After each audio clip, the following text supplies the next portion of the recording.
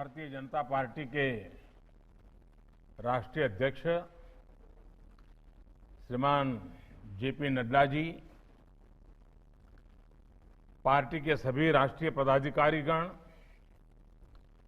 राज्यों के पदाधिकारीगण और देश के कोने कोने में उपस्थित सभी मेरे कार्यकर्ता साथियों, एक ऐसे समय में जब दुनिया में सब अपने आप को बचाने में लगे हो,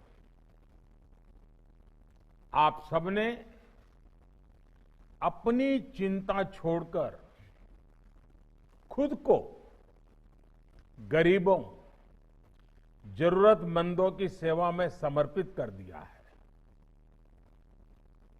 ये सेवा का बहुत बड़ा उदाहरण है। कई शहरों में हमारे कुछ कार्यकर्ताओं का इस सेवा मिशन में काम करते करते खतरा है ये पता था, फिर भी कर्तव्य के पालन के लिए इस महामारी के बीच भी कार्य करते रहे। ऐसे अपने कई साथियों ने अपना शरीर छोड़ दिया, उनका दुखद निधन हो गया। मैं उन सभी साथियों को अपनी विनम्र श्रद्धांजलि देता हूं। उनके परिवारों के प्रति मैं संवेदना व्यक्त करता हूं और मैं वहां की पार्टी की इकाई से भी आग्रह करूंगा कि इन सभी परिवारों को हम पूरी तरह संभालें, परिवारों की आवश्यकताओं की ओर देखें। साथियों, जनसंघ और बीजेपी के जन्म का मूलतः उद्देश्य यही था कि हमारा देश सुखी और समृद्ध कैसे बने, और इसी मूल प्रेरणा के साथ, भारतीयता की प्रेरणा के साथ, सेवा भावना के साथ हम लोग राजनीति में आए। हम लोगों ने राजनीति में सत्ता को सेवा का माध्यम माना। हमने कभी भी सत्ता को अपने लाभ का माध्यम नहीं बनाया। निस्वार्थ सेवा ही हमारा संकल्प रहा है, हमारे संस्कार रहे हैं। हमारे यहां कहा जाता है, यथा यथा स तृणे तुष्णेय, यथा यथाय तुष्यत तथा संतोष ये तुम। अर्थात जिसकी हम सेवा करते हैं उसका सुख ही हमारा संतोष है। इसी भावना से गरीबों के प्रति, इसी समभाव और ममभाव से हमारे कार्यकर्ताओं ने इतने कठिन समय में सेवा ही संगठन का इतना बड़ा अभियान चलाया है। आज जो मैंने प्रेजेंटेशन देखा तो मुझे सच में बहुत अचरज हुआ। मुझे मालूम था कि कोरोना काल में आप निरंतर काम कर रहे हैं, लेकिन लॉकडाउन की मुश्किल परिस्थितियों में जब सब कुछ बंद था और ये बीमारी कभी भी हमारे गले पड़ सकती है, ऐसा भय का माहौल था, लेकिन आपने समर्पित भाव से लाखों करोड़ों लोगों का जीवन आसान करने के लिए जो भी कर सकते हैं किया है। आप उनका सहारा बने हैं, उनके साथी बने हैं। ये बहुत ही बड़ा काम है। किसी ने मास्क बनाकर लोगों में बांटे, किसी ने घर घर गरीबों को राशन पहुंचाया, तो किसी ने प्रवासी कामगारों का जिम्मा उठा लिया। कितने ही कार्यकर्ता ऐसे हैं जिन्होंने तो 2, 4, 10 गरीबों को एक तरह से अपने परिवार का ही सदस्य बना लिया। जिसकी जितनी क्षमता थी उसने उससे ज्यादा करने की कोशिश की। अब देखिए, राष्ट्रीय अध्यक्ष जी ने का उदाहरण, अपने घर से रोज 500 परिवारों के लिए खाना बनाना और पहुंचाना, और वो भी 3 महीने तक। ऊपर से नीचे तक यही हमारे संस्कार रहे हैं। और इतना सब करने के बाद भी छोटे मोटे तो लाखों कार्यकर्ताओं ने काम किया।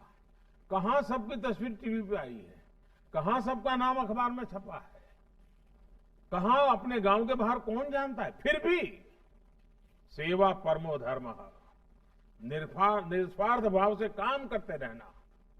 साथियों, दुनिया की नजरों में आप कोरोना काल में काम कर रहे थे, ये सच्चाई होने के बावजूद भी मैं मेरे नजरिए से कहूं, अगर खुद को कसौटी पर कस रहे थे, ऐसा मैं कह सकता हूं।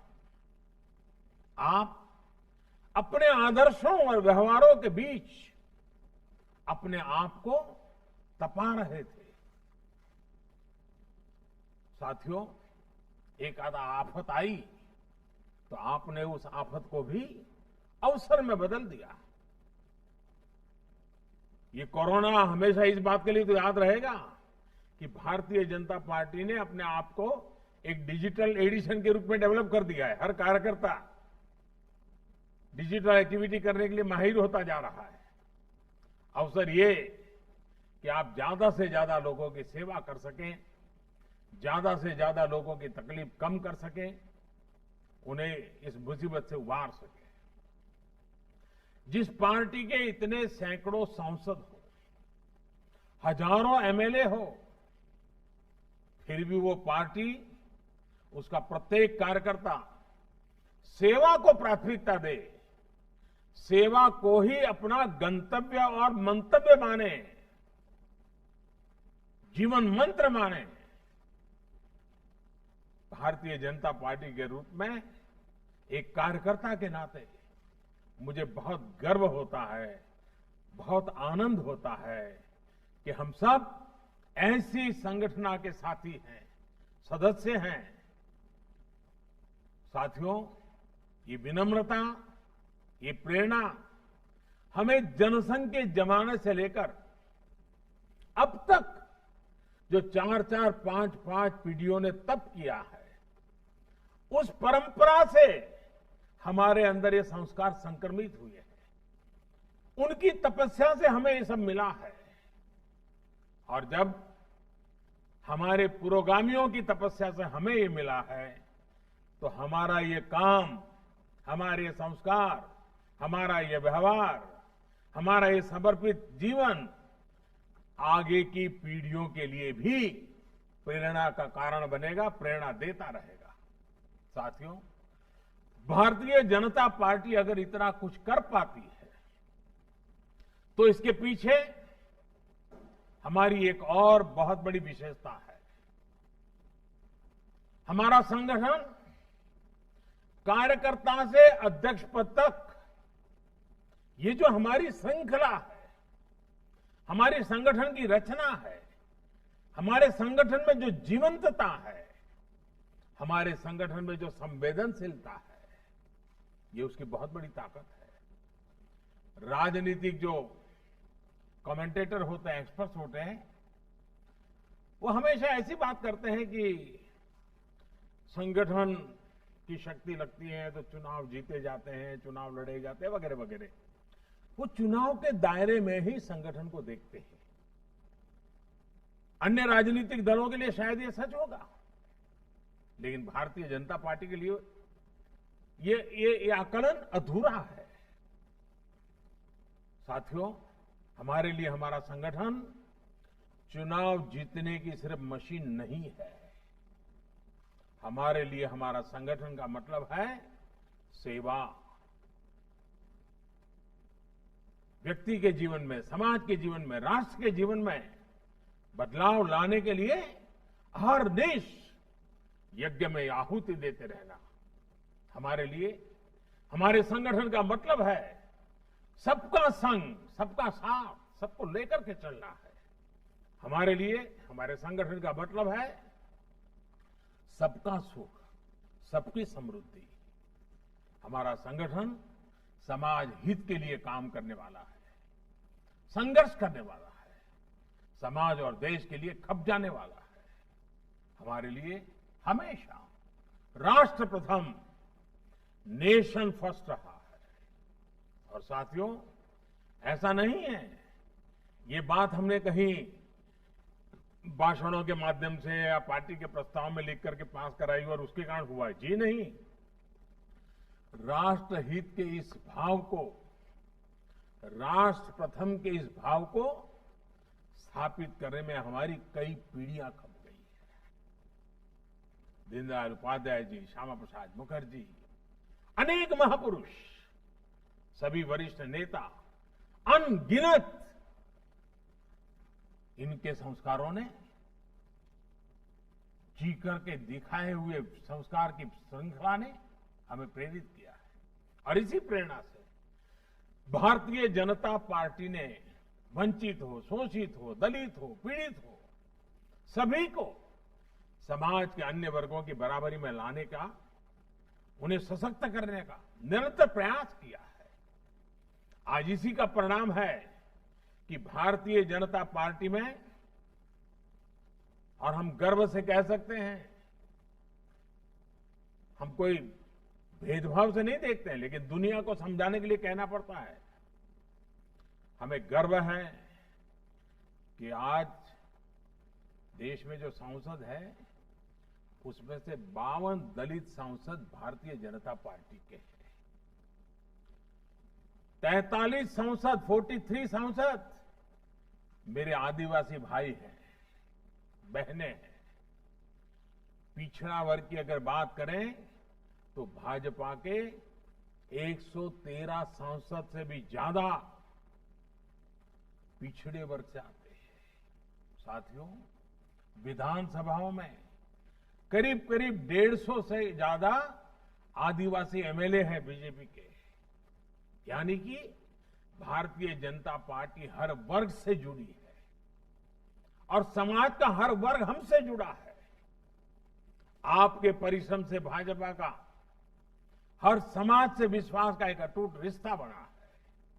साथियों, वैसे राजनीति का मूल स्वभाव, हम लोग तो रोज बरोज जिंदगी को जीते हैं, मालूम है, राजनीति का मूल स्वभाव स्पर्धा होती है। लोकतंत्र का एक गुण भी है, लोकतंत्र में इसको अच्छा माना गया है, लेकिन एक समान लक्ष्य के साथ समान भाव से सेवा का काम संगठन की शक्ति बन जाता है। जब हम इस तरह का काम करते हैं तो एक टीम स्पिरिट पैदा होती है। इस तरह के कार्यों से व्यक्ति विकास और व्यक्तित्व का विकास भी नई संभावनाएं पैदा हो जाती है। आपने खुद भी अनुभव किया होगा, इस तरह सेवा अभियानों से लोगों की मदद तो होती ही है, पार्टी कार्यकर्ताओं के तौर पर भी आप सबको भी समाज को जानने का, समाज को समझने का, नए तरीके से सोचने का, स्वयं का विकास करने का अवसर मिला होगा। ऐसे अभियान हमारे कार्यकर्ताओं के लिए एक तरह से प्रशिक्षण का काम करते हैं। हम एक कमरे में बैठ करके भाषण सुन के, चर्चा करके, संवाद करके, प्रश्न उत्तर करके प्रशिक्षण करते हैं। ये एक प्रकार से प्रैक्टिकल एक्सपीरियंस से हमारा प्रशिक्षण था। ये भी एक प्रकार से हमने आफत को अवसर में पलट करके कार्यकर्ताओं को प्रशिक्षण का काम सहज रूप से हो गया है। साथियों, चुनाव के समय आप सब जानते हैं कि हम लोग जनता के बीच जाते हैं और जब जनता के बीच जाते हैं चुनाव के समय में, अच्छी बुरी खट्टी मीठी कई बातें सुनने को मिलती है। कोई कहेगा ये नहीं किया, वो नहीं किया, कोई व्यंग करेगा, कोई निशाना साधता है, कभी वार पलटवार भी होते रहते हैं, ये सब होता रहेगा। लेकिन आपने देखा होगा कि जब इस बार आप जनता के बीच गए हैं तो आपके अनुभव कुछ और रहे होंगे। और मैं चाहता हूं कि आप थोड़ा मन को याद कीजिए, पूरा इन 3 महीनों को। आपको जनता जनार्दन जो ईश्वर का रूप होता है उसका साक्षात्कार हुआ होगा। याद कीजिए, इस दौरान आपने महसूस किया होगा कि समाज से आपको कितना कुछ मिला है। साथियों, कोरोना के संकट काल में समाज ने आपको स्नेह दिया है, आपको विश्वास दिया है। आप किसी गरीब की मदद कर सके, इसके लिए समाज ने आपको सामान भी दिया है और साधन भी दिए हैं और सम्मान भी दिया है। आप अगर अपने घर से कुछ राशन लेकर निकले तो कई और लोगों ने भी आपको कहा होगा कि कुछ राशन मेरी तरफ से ले जाइए, कुछ सामान मेरी तरफ से ले जाइए, आप भाई साहब जा रहे हो जरूर पहुंचा दीजिए। यही वो स्नेह है, यही वो ऊर्जा है जिसकी ताकत ने आपको कभी थकने नहीं दिया है। हमें इस ऊर्जा को समझना चाहिए, हमें समाज की शक्ति को समझना चाहिए, इस शक्ति को आत्मसात करना चाहिए, इसका साक्षात्कार करना चाहिए।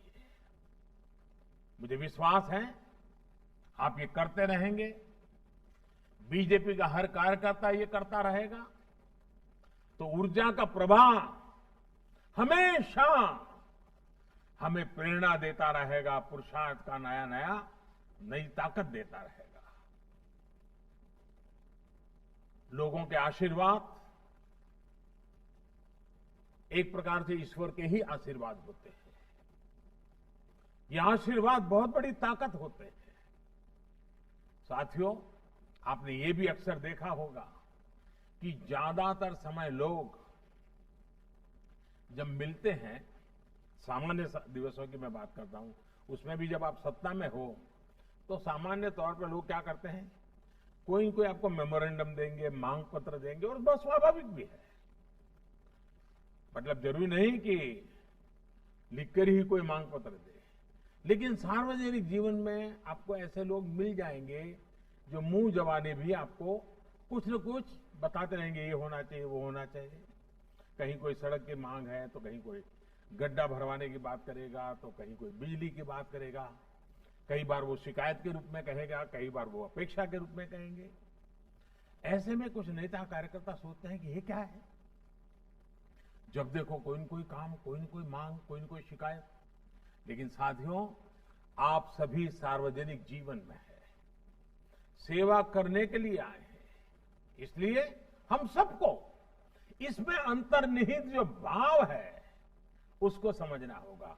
और ये कोरोना की लड़ाई में इसको समझने में हमें सुविधा मिली है कि यही समाज हम पे कितना भरोसा करता है, हम पे कितना स्नेह करता है, और संकट की घड़ी में हमारे साथ रह करके समाज की भलाई के लिए कैसे आगे आता है, इस शक्ति को हमने अनुभव किया है।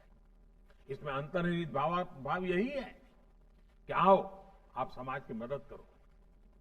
समाज ने आपको यह अवसर दिया है, हम सबको अवसर दिया है, हम सबको समाज ने इस काम के लिए चुना है, दायित्व दिया है। साथियों, हमारे समाज में दूसरों के लिए कुछ करने की सेवा भाव की बहुत बड़ी ताकत होती है। हमें समाज की इस ताकत को पूजने का कोई अवसर छोड़ना नहीं चाहिए। और आपको तो संतोष होना चाहिए कि समाज ने हम सबको इस काम के लिए चुना है। सेवा करने के लिए ईश्वर ने हमें राह दिखाई है, जनता ने हमारा हाथ थामा है। समाज सेवा करना चाहता था, गरीब की मदद करना चाहता था, तो उसने हम सबको माध्यम बनाया है। साथियों, वैसे हम चाहें कार्यकर्ता की भूमिका में हो या सरकार में, वास्तव में हम देश की गरीब की सेवा उसका एक माध्यम है। ये सरकार 6 सालों से इसी विचार के साथ काम कर रही है। हमारी राज्यों की सरकारें भी इसी विचार से काम कर रही हैं। देश ने सही समय पर लॉकडाउन का फैसला किया तो आज दुनिया के मुकाबले भारत में हम कहीं ज्यादा लोगों की जिंदगी बचा पा रहे हैं।